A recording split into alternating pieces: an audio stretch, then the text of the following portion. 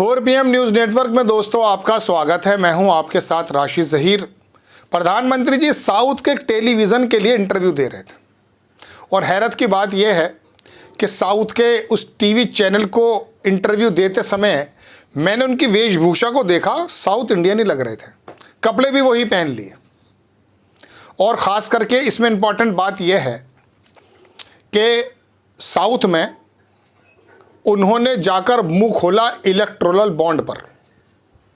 क्या ऐसा तो नहीं कि हिंदी पट्टी जो कमज़ोर होती महसूस दे रही है? सर्वे के अनुसार, कौन सा सर्वे?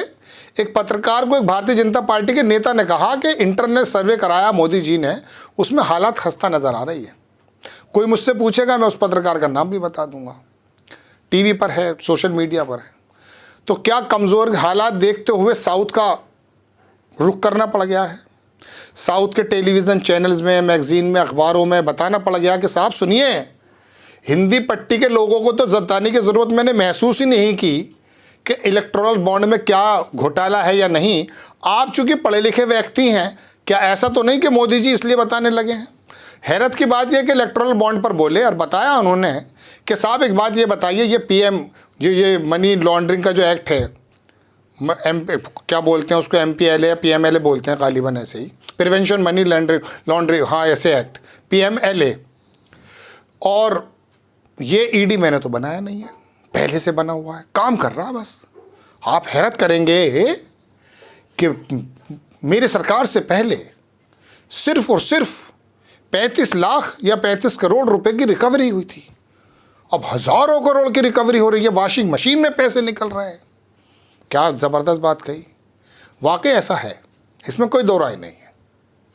लेकिन जिन लोगों पर कह रहे हैं आप कि हमने रिकवरी कराई या उन्होंने अपना आप की, वो समझ में ये नहीं आता कि वो भ्रष्टाचारी अगर आपके शाना बशाना यानी कि कंधे से कंधा मिलाकर खड़े हो जाते हैं तो वो तो हो जाते हैं दूध के धुले। बाकी सब लोगों का आपने तेल निकाल दिया। कांग्रेस तक को अगर वो सुप्रीम कोर्ट ना कह दी तो कांग्रेस तक पे जो है आपने बंधन लगा रखे हैं साहब। तो बताई एक तरफा बात ज़रूर। हैरत की बात यह कि इलेक्टोरल बॉन्ड पर भारतीय जनता पार्टी के नेता बोल नहीं रहे थे, लेकिन प्रधानमंत्री जी बोले तो साउथ में बोले। तो ये महसूस हो गया कि साउथ के लोग दरअसल अपने मुद्दों को जानते हैं, इसीलिए उन्होंने उस मुद्दों को वहाँ पर जाकर एड्रेस किया। वरना यहाँ पर क्या होता है, जय श्री राम, ये चलता है इनकी जितनी रैलियाँ होती हैं। हम तो जो रैलियाँ जो भी कवर कर रहे हैं, योगी जी हों, मोदी जी हों, जय श्री राम, मंदिर बना दिया, प्रणाम कह देना मेरा, मैंने ये कर दिया।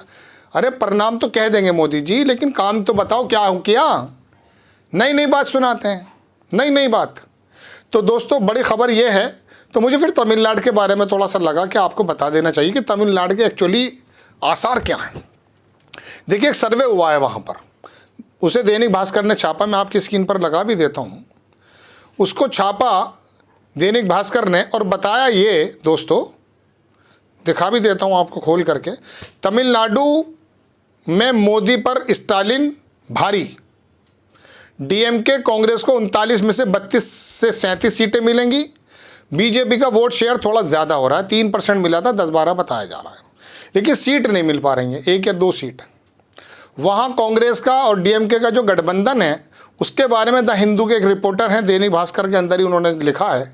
मैं आपको सीधे सीधे बता रहा हूँ, बार बार पढ़ के सुनाना थोड़ा ठीक नहीं लगता, कि साहब यहाँ भारतीय जनता पार्टी के लिए कुछ नहीं रखा, पहले भी नहीं रखा था। वहाँ का आम आदमी थोड़ा नाराज़ है। वहाँ का फंड का वितरण जो है उसके बारे में भी कहा जाता कि देता नहीं है केंद्र।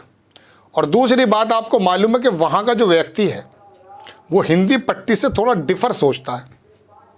यही वजह है कि शायद मोदी जी वहाँ गए, वहाँ के चैनल पर बात की, और बात भी कौन सी की, इलेक्टोरल बॉन्ड पर। हिंदी पट्टी वाले हालांकि समझने को तैयार खुद ही नहीं है, तो मोदी जी ने कहा नहीं यार, इनको तो खाली यही काफ़ी है ना, इनको तो बस जय श्री राम का नारा लगा दो, ये काफ़ी हो जाते हैं। लेकिन वहाँ का जो व्यक्तित्व है, वहाँ के जो लोग हैं, आप देखेंगे वेशभूषा से भी हिंदुइज्म के अंदर बेइंतहा यकीन करने वाले लोग हैं।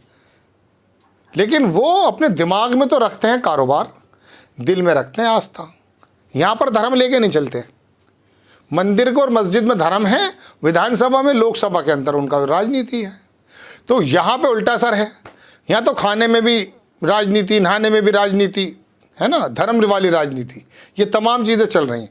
वहाँ पर जो AIADMK जयललिता वाली थी, उससे इनका जो है कॉन्टेक्ट हुआ नहीं है। इनके जो नए वो BS जो अध्यक्ष आए अन्नामलाई, नए लड़के हैं, ज़रा उनका तरफ जोश है। अभी उन्होंने वहाँ पर एक पंगा भी कर दिया था, जो जयललिता के नेताओं के फ़ोटो लगा दिए थे, उससे नाराज़ हुए थे वो। तो वो उनके साथ अगर मिलकर लड़ जाते अकॉर्डिंग टू दिस अखबार, तो शायद कुछ बात बन जाती, लेकिन वह बात बन नहीं पा रही है। तो वहाँ साउथ में हालांकि कपड़े भी बदल लिए हैं मोदी जी ने, और वहाँ जाके इंटरव्यू भी देने शुरू कर दिए हैं।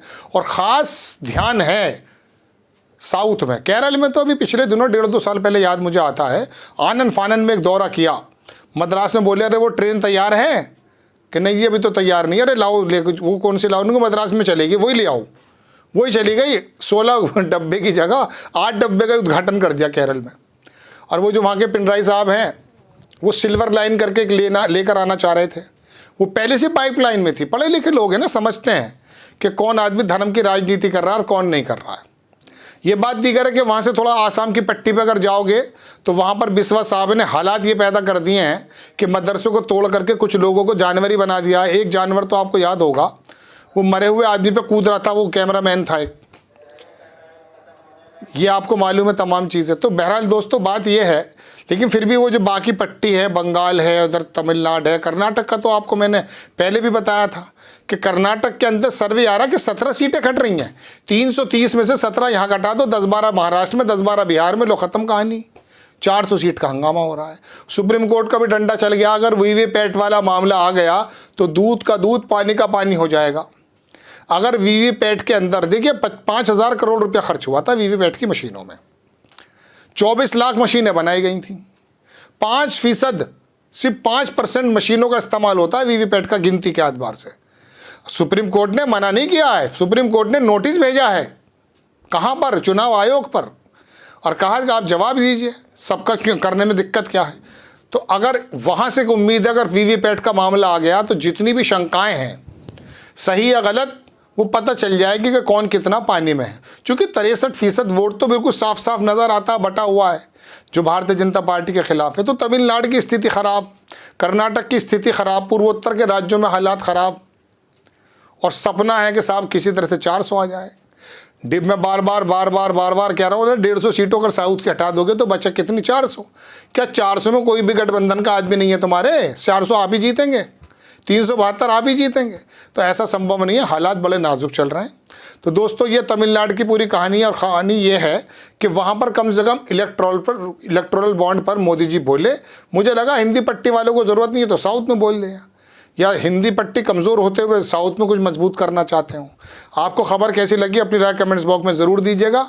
चैनल को सब्सक्राइब कीजिए, शेयर कीजिए। नेक्स्ट टाइम में किसी खबर के साथ हाजिर होता हूँ। जय हिंद।